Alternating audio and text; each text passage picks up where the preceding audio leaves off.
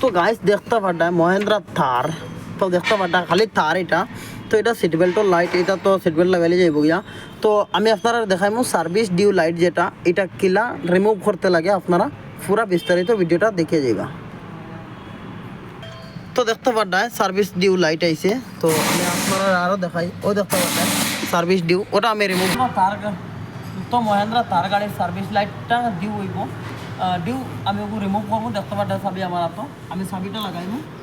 চাবি লাগাইবার আগে আমি ওগুলো প্রেস করে ধরবো। দেখতে পাড্ডায় আমি একবার প্রেস করে ধরলাম, চাবি লাগাইলাম, এক গা টন করিয়া আমি 10 সেকেন্ড থামবো। আবার 10 সেকেন্ড থামবো। তো 10 সেকেন্ড থামার পরে আবার আমি চাবিটা পুরা ইগনিশন অন করবো। তো আমি আপনারা দেখাই চাবিটা ইগনিশন অন করবো। তো আমি দেখতে পাড্ডা মিটার দেখো, মিটার অফ। ওখানে আমি চাবিটা অন করবো। দেখতে পাড্ডায়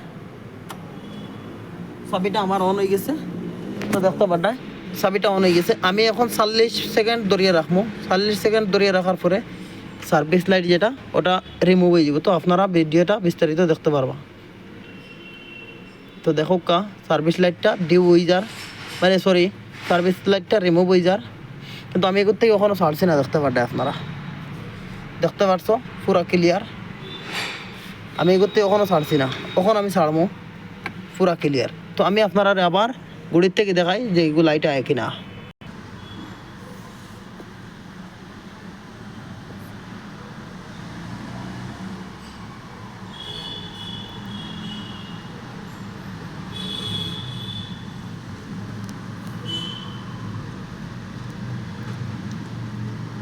তো দেখতে পাড্ডায় গাইস পুরা সার্ভিস লাইটটা গেছে গিয়া। ইলা ভিডিও পাইতে হইলে একটা ফলো করিয়া পাশে থাকবো।